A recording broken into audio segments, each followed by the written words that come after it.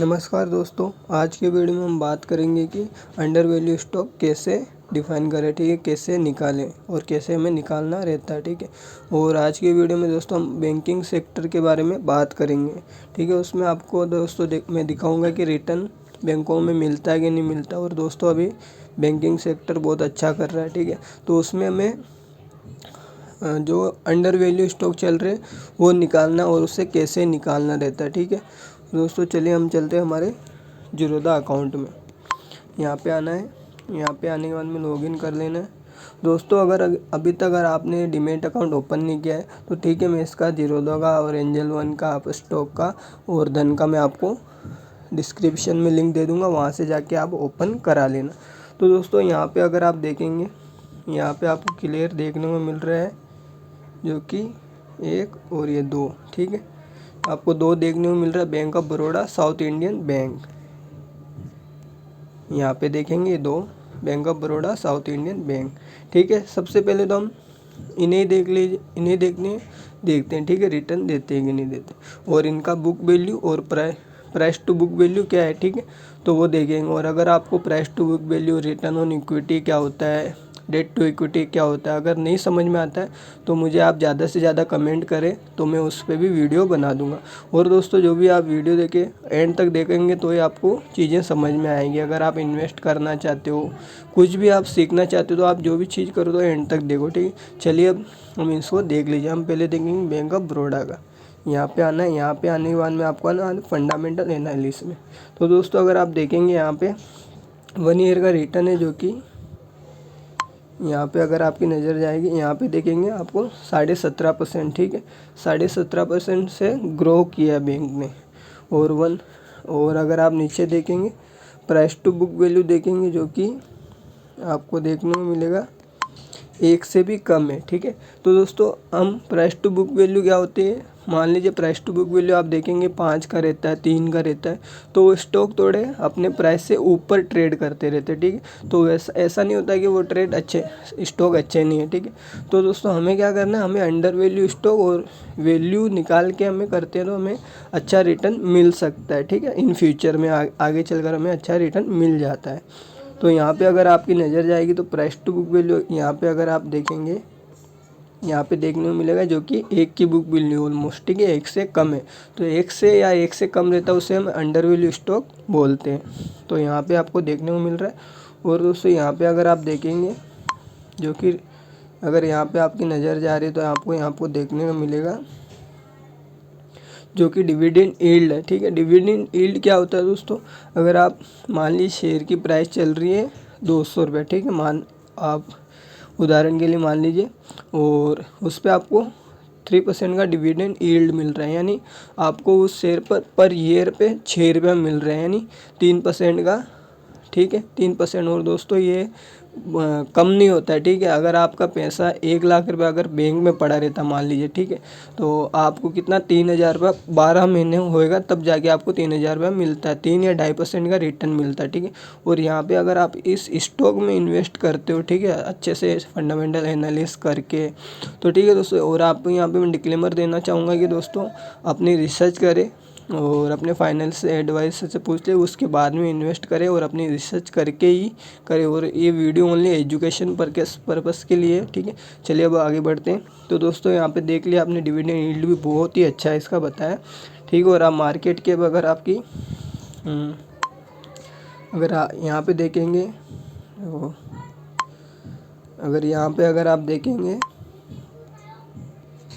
Market cap देखेंगे दोस्तों 1 लाख से भी ऊपर है, ठीक है। तो यानी ये लार्ज कैप कंपनी है, ठीक है। तो यहाँ पे लार्ज कैप में आप इन्वेस्ट कर रहे हो। और यहाँ पे हो गया, ठीक है दोस्तों, साउथ बैंक ऑफ बड़ौदा का हो गया। अभी हम देखेंगे साउथ इंडियन, ठीक है दोस्तों। ये तो हमने देखा लार्ज कैप कंपनी का, और जो कि अंडर वैल्यू है। अब हम देखेंगे साउथ इंडियन बैंक का। चलिए अब हम देखेंगे साउथ इंडियन बैंक। यहाँ पे आना है, यहाँ पे आने के बाद में दोस्तों यहाँ पे देखेंगे, दोस्तों यहाँ पे भी देखो बहुत अच्छा इसने रिटर्न दिया है, ठीक है, जो कि ऑलमोस्ट 50% का रिटर्न दिया है। यहाँ पे देखेंगे 50% का रिटर्न है। यहाँ पे मार्केट कैप है ऑलमोस्ट, जो कि 5,000 के ऊपर जो कंपनी रहती है, 5,000 करोड़ के ऊपर, वो मिड कैप रहती है। ठीक है दोस्तों, मिड कैप लार्ज कैप क्या होता है, स्मॉल कैप क्या, तो अगर आपको समझ में नहीं आ रहा दोस्तों, इस पर भी आप ज़्यादा से ज़्यादा कमेंट करेंगे तो मैं इसके ऊपर भी एक वीडियो बनाकर लेके आ जाऊँगा। तो दोस्तों मैं आपको डिटेल में बता रहा हूँ, आपको बहुत बेनिफिट मिलने वाला, अगर ये वीडियो पूरा देख लेंगे तो आपका बहुत फ़ायदा होने वाला। अगर आप इन्वेस्ट करना चाहते हो, स्विंग ट्रेडिंग के लिए भी यूज़ कर सकते हो। ठीक है, तो यहाँ से आपको आइडिया मिल रहा रहेगा। और अगर आपकी यहाँ पे नज़र जा रही है प्राइस टू बुक वैल्यू, जो कि अंडर वैल्यू स्टॉक है। ठीक है दोस्तों, ये भी अंडर वैल्यू है। और यहाँ पे देखेंगे डिविडेंड 0 है, यानी डिविडेंड ये कंपनी देती नहीं है, और इन फ्यूचर में दे भी सकती है, नहीं भी दे सकती, कोई गारंटी नहीं है। पर फिलहाल स्टॉक अच्छा है, अंडर वैल्यू है। ठीक है, तो ये चीज़ें हमने यहाँ पे देख ली। अब दोस्तों हमें फाइनेंशियल कैसे देखना रहता है, उसके लिए हमें क्या करना रहता है। तो चलिए दोस्तों मैं अभी फाइनेंशियल भी दिखाऊंगा, थोड़ा सा आपको और कंपैरिजन करा देता हूँ। यहाँ पे तो हमने क्या देखा, अंडर वैल्यू, जो कि प्राइस टू बुक वैल्यू 1 के नीचे है। ठीक है, तो यहाँ पे आपको देखने को मिल गया। यहाँ से मैं कट करता हूँ, यहाँ पे आता हूँ। यहाँ पे आने के बाद में दोस्तों मैं आपको यहाँ पे दिखाता हूँ बैंकिंग स्टॉक मैंने ऐड करके रखे, जो कि दोस्तों हमारे बैंकिंग टॉप है। ठीक है, जो कि हमारे इंडस्ट्री बैंकिंग स्टॉक ये टॉप है, जो कि HDFC जो कि बड़ी बैंक है। ठीक है, ICICI बैंक अभी ये कहाँ पे ट्रेड हो रही है। ठीक है, हम थोड़ा सा आइडिया आपको मैं दे देता हूँ, जिससे आपको समझ में आएगा। यहाँ पे आएंगे हम, यहाँ पे क्या करना है, फंडामेंटल में जाना है दोस्तों। अगर यहाँ पे आपकी नज़र गिर रही है, यहाँ पे अगर आप देखेंगे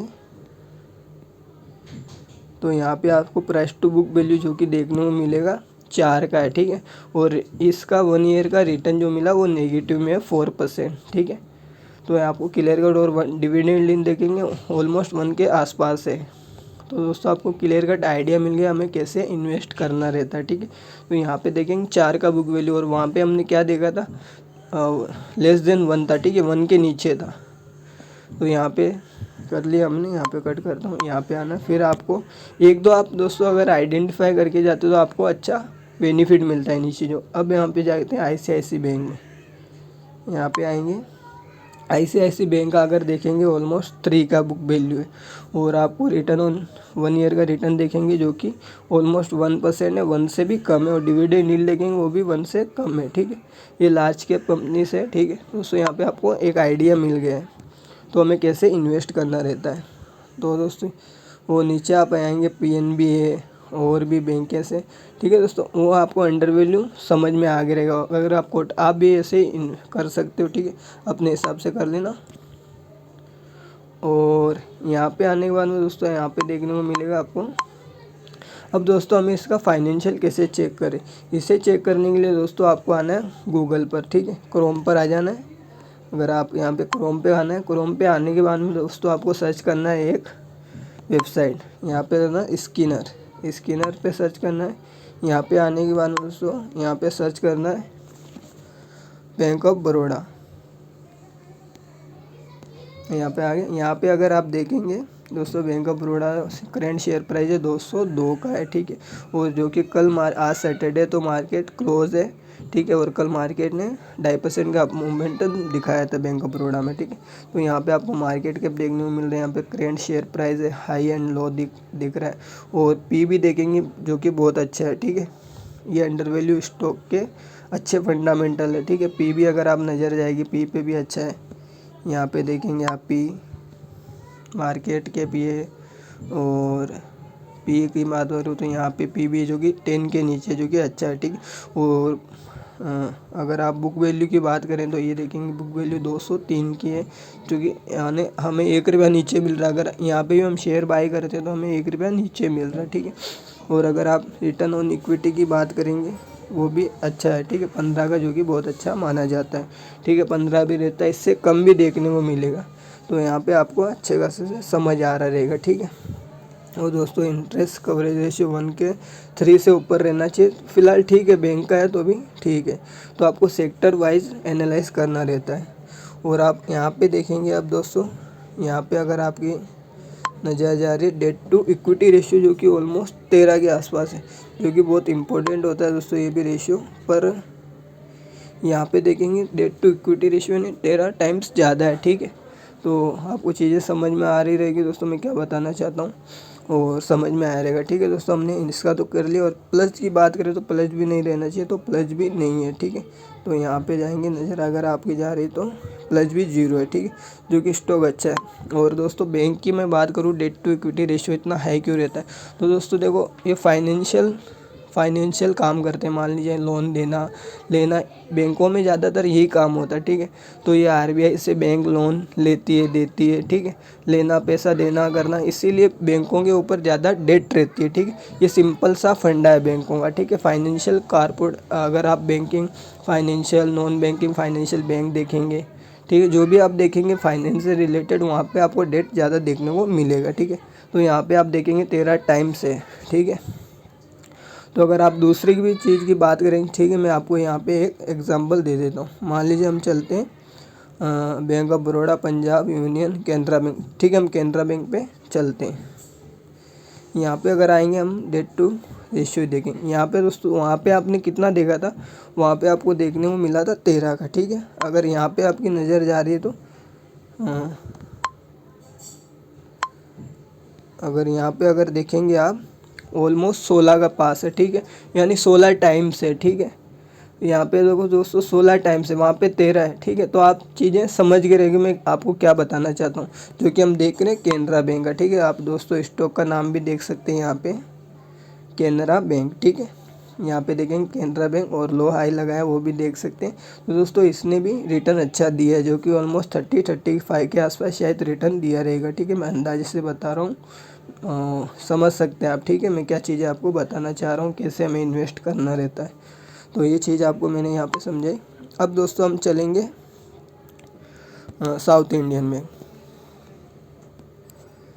यहाँ पे आना है दोस्तों, यहाँ पे अगर आप देखेंगे, यहाँ पे भी बहुत अच्छे इसके फंडामेंटल हमें नज़र आ रहे हैं। तो दोस्तों अगर आपकी नज़र जा रही है यहाँ पे देखेंगे मार्केट कैप देखने को मिल रहा है। मार्केट कैप है, करेंट शेयर प्राइस को 25 रुपये देखने को मिला। हाई लो लगाया था ऑलमोस्ट 14 रुपये का, और हाई लगाया था ऑलमोस्ट 27.5 रुपये का। ठीक है, तो पी देखेंगे जो कि अच्छा है, जो कि 10 के नीचे हमें लेना चाहिए, जो कि सही है। पी भी सही है। और अगर बुक वैल्यू की बात करेंगे 31.9 यानी 31.9 यानी 32 रुपये का ऑलमोस्ट है, जो कि हमें 25 में मिल रहा है, जो कि अंडर वैल्यू शेयर है। ठीक है, और यहाँ पे दोस्तों वहाँ पे हमें डिविडेंड यील्ड नहीं बता रहा था, यहाँ पे दिखाई दे रहा है। चलिए दोस्तों, और रिटर्न ऑन इक्विटी अगर आप देखेंगे, वहाँ पे आप बैंक ऑफ बड़ौदा की देखी थी आपने 15 देखा था। ठीक है, और यहाँ पे आपको 12.5 का रिटर्न ऑन इक्विटी देखने को मिल रहा है। ठीक है, और आप फेस वैल्यू की बात करेंगे तो 1 का है। और प्रॉफिट आफ्टर टैक्स के बारे में बात करेंगे 914 का है। ठीक है, और इंटरेस्ट कवरेज रेशियो भी ठीक ठाक है। और अगर आप नीचे जाएंगे, यहाँ पे अगर आप इसका डेट टू इक्विटी देखेंगे दोस्तों, इसका ऑलमोस्ट 15 के पास है। ठीक है, तो ये और बैंक ऑफ बड़ौदा में हमें देखा था ऑलमोस्ट 13 के पास था, और ये 15 के पास है, और ये अंडर वैल्यू शेयर है। और ठीक है, और कंपनी फाइनेंशियल चेक करने के लिए दोस्तों मैंने बैंक ऑफ बड़ौदा का आपको दिखाया नहीं था, तो यहाँ पे चलिए हम इसका चेक कर लेते हैं। यहाँ पे देखेंगे दोस्तों, यहाँ पे आपको मंथली देखने को मिल जाएगी। यहाँ पे होता है दोस्तों रेवेन्यू, इंटरेस्ट, एक्सपेंस, जो भी करते हैं दोस्तों आप समझ सकते हैं क्या चीज़ है। एक्सपेंस यानी जो खर्चा होता है, और इंटरेस्ट यानी वो जो पे करते हैं। इतना लोन लिया बैंकों ने, आपने देखा था 10 टाइम्स 15 टाइम्स जो है उस पर इंटरेस्ट पे करते हैं। तो यहाँ पर अगर देखेंगे कंपनी ने कितना रेवेन्यू जनरेट किया था 2129 करोड़ का, और उस पर 1298 करोड़ पे किया इंटरेस्ट। ठीक है, तो यार एक्सपेंस 777 का है। ठीक है, और दोस्तों अगर आप नीचे अदर आप जाएंगे तो बैंकिंग में आपको देखने को मिलेगा जो भी रेवेन्यू जनरेट होता है वो ज़्यादातर होता है अदर इनकम से। ठीक है, तो यहाँ से आप अगर अदर इनकम पे आपको जाएगा, यहाँ पे 356 करोड़ का, हाँ अदर इनकम, यहाँ पे 356 करोड़ आया है प्रॉफिट। ठीक है, अदर इनकम से।